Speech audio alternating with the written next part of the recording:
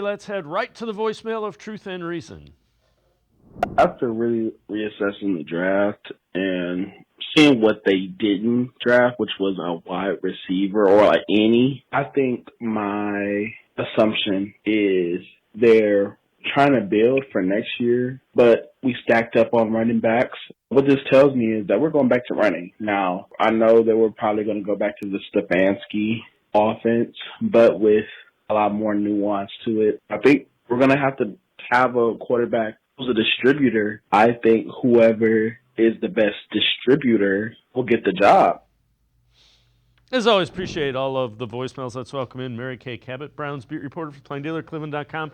So, Mary Kay, what about it? You looked at the draft. You looked at what they've done so far in free agency, and we'll get to a signing that they made late last night. Fair to say you think it's the Kevin Stefanski style offense? I do. Right now, I think that's the way that they're going.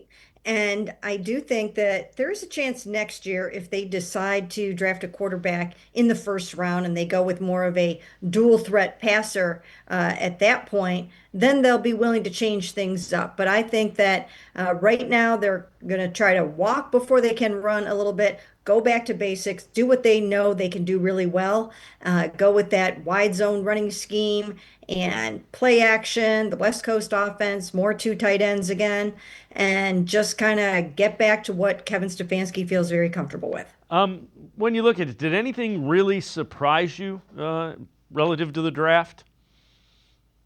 Yes, going back up and getting Shador Sanders did surprise me in the fifth round. However, I did turn to my two colleagues, Dan and Ashley, just 10 minutes before that happened and said, I bet Andrew will go up and grab, or no, I bet Andrew will draft Shador. I didn't necessarily think he would go up and grab him and trade up to get him, but I did think that once he continued to fall, that maybe he would go ahead and draft him. So that was the thing that surprised me more than anything. I wasn't surprised about the trade down from number two. I wasn't surprised necessarily about Dylan Gabriel. Everything else went kind of according to their plan, and it was just the Shador thing that caught me off guard.